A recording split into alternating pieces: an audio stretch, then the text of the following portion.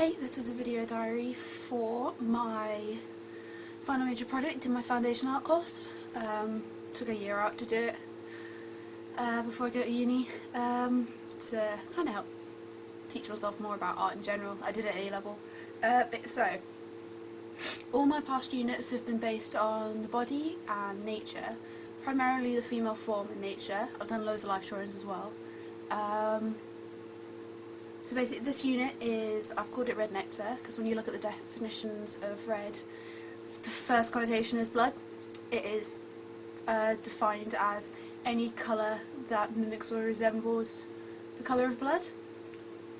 And then when I wanted to do the complete opposite, because the blood's referencing in this unit is actually due to menstruation, and menstruational blood is, it's in some cultures, in many cultures it's deemed impure, dirty and polluted, and even in kind of modern British contextual reason people kind of go, it's dirty, it's not really something you kind of talk about. Even between women they kind of don't talk about it. So nectar's kind of, the word nectar is a complete opposite. To define it, it's the saccharine secretion of a plant or a flower that is used to attract birds or insects that pollinate it. It has the links of reproduction, but it's not frowned upon because it's not blood, it's not coming out of your vagina, so it's a complete contrast. It's also deemed in classical mythology as the life-giving drink of the gods, so it's deemed really positive and really beautiful, and it's called ambrosia, which is like something incredibly delicious and sweet. So they're completely contrasting. Red nectar, that's the title. So as you may have guessed, the project's on the menstruation. My last units were female form and reproduction. I looked at birth and my views on birth, related them to plants. The reproduction of plants, I made some ceramic wombs of the stages of birth, but instead of a baby inside they were a bunch of roses, because roses symbolise love and passion and encapsulate the essence of kind of just life in general, life and love. So the unit's going to be based on female reproduction and plants, but focusing on the blood taboos of female reproduction, as it is swept across every culture, modern, ancient, historical, and religious. And plants also highlight all these aspects. Plants are used, I mean, the language of flowers was reduced in the Victorian era. Because flowers have such a symbolic link to life in general, I want to make that link, because I believe that the female form actually has stronger connotations to nature than the male form, just down to reproduction, because the woman actually gives birth. She's the vessel. I'm looking into research for that, for the child. Also, I wanted to look at the blood taboos in general, and started looking at different cultures, because I don't really have one, because I'm an atheist. I respect all these other cultures through and through. I find them fascinating, but I don't believe that kind of in evil spirits that are gonna kill me or make me infertile or poison my husband because I'm bleeding. Because one of the cultures, Islam, they believe that when you're on, like when we were on, like the evil eye or jinn, I think, yeah, jinn, are attracted to menstrual blood or any disgusting bodily excretion, especially menstrual blood. So they use henna to document that and to purify the body. Where I want to use henna, or just the research into it primarily, because it is a plant, it is a dye, it mimics, well, it demonstrates the human relationship between between reproduction plants, and kind of highlights that they acknowledge that there is a link, even if it is the fact that it's to purify it, but there is a link. And they make these beautiful, beautiful patterns that protect the soul and all this kind of from the evil spirits that will attack her because she's on her period. But biologically, to me, you bleed because you can have children. It's a sign of it's kind of the external outcome of child bringing, and that's what women do, that's what we can do. It's what our bodies are for, or not, but it's there, and I kind of want to make that connection. Also,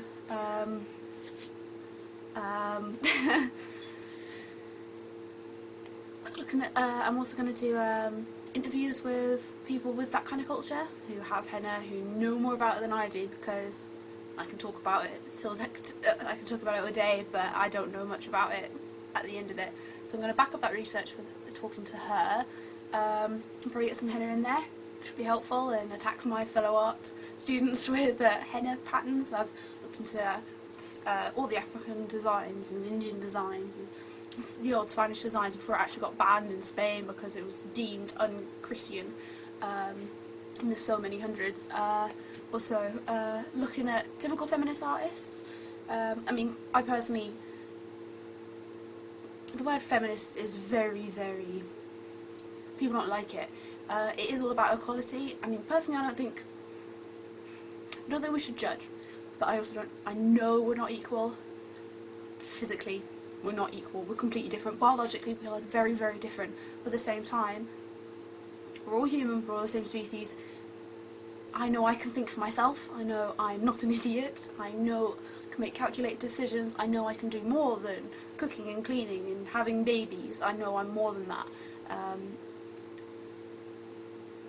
But at the same time, I get angry when I understand like why women have this hatred towards the fact that we are demonised. We have been through history, but men have also been demonised through history.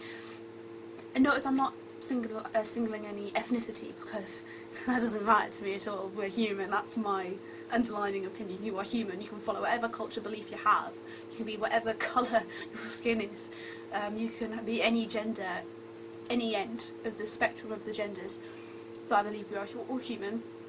And it's kind of what I want to get across with this unit is, it's not a very natural thing to hate the natural body. And within this work, my work's going to kind of document, or try and get across the fact that you just should accept it. I mean, not everyone will be accepting it, down to other prejudices and just generic reasons and upbringing.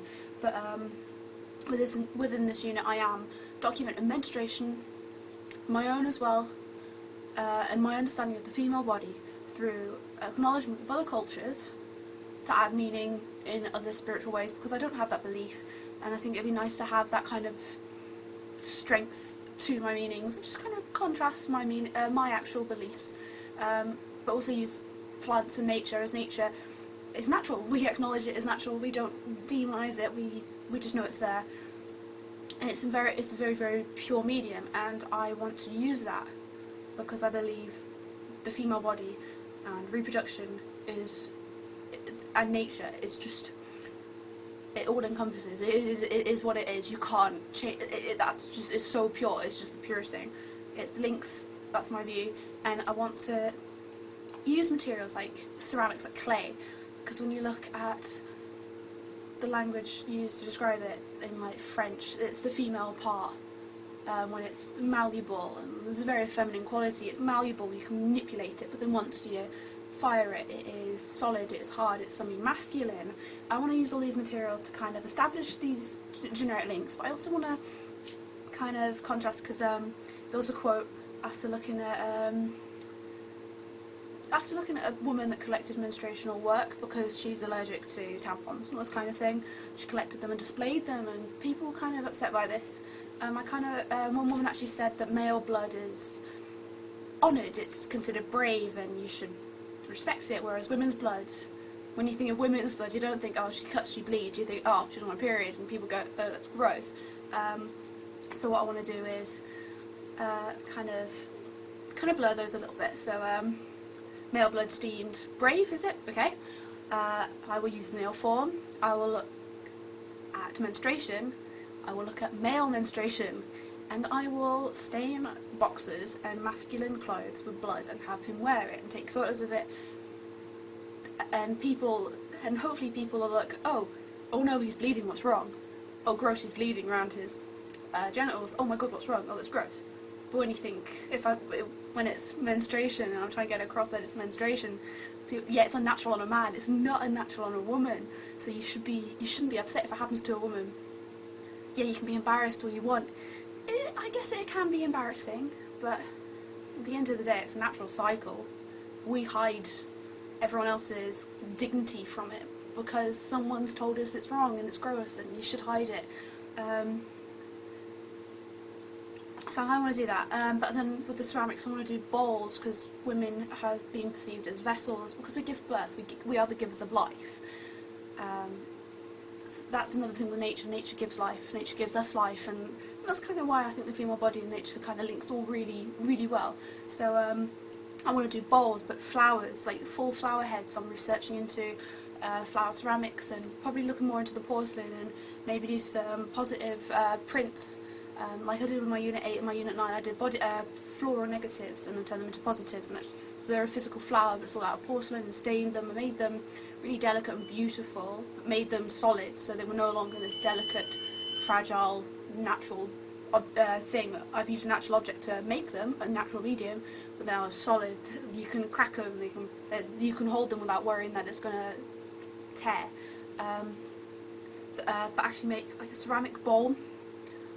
Look at a Judy Chicago, a physical bowl of the flower head of 7 types of flowers that have symbolic reference to fertility throughout many cultures, Chinese, Victorian, all this kind of stuff. And instead of nectar, that would normally be in the flower, I'm going to have it as blood. And because flowers have, through looking at Georgia O'Keeffe and Judy Chicago, yes, he's a strong feminist artist, my view is that I'm using the symbolism of flowers within nature as the reproductive system of a plant, and making a connection with the reproductive outcome of the human female body, the blood, and putting that inside the plant. As nectar attracts the insects that pollinate the flower, but for some reason blood repels everyone else and the humans. I also want to do probably some performance pieces to do with blood. Looking at Casey Jenkins, who did the performance piece on, she lodged wool up her vaginal tract and knitted with it, documenting her menstrual cycle, like the entire menstrual cycle. Good for her. I really actually enjoyed that piece. Yeah, it's kind of strange, and some people were really repelled by it, mostly women. The word ew and gross and why came about it a lot, but when you just sit there and you just acknowledge what it is and what it's for, you can understand it.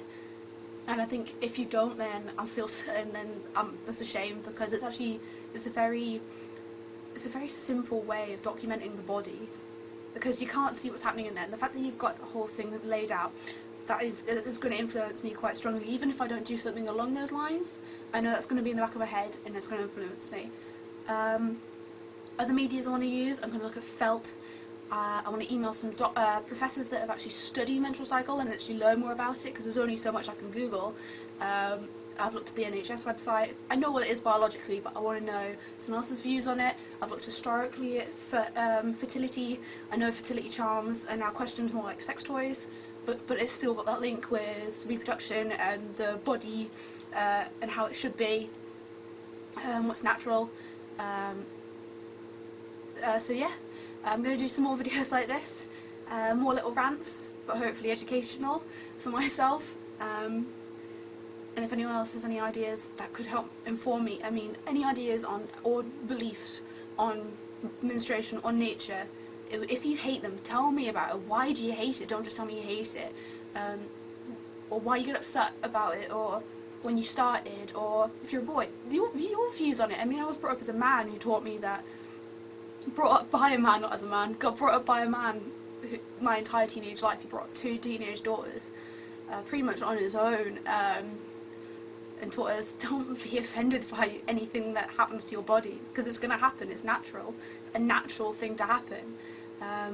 Just accept it. It's just, once you accept it and you know it's happening for a reason, and it's not hurting you, it's not bad for you.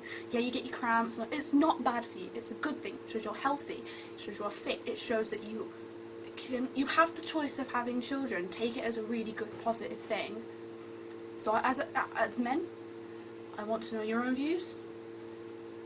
What do you even care? Like, anything that will inform me and probably influence my work will be incredibly helpful. So much appreciated, and wish me luck. There'll be more to come.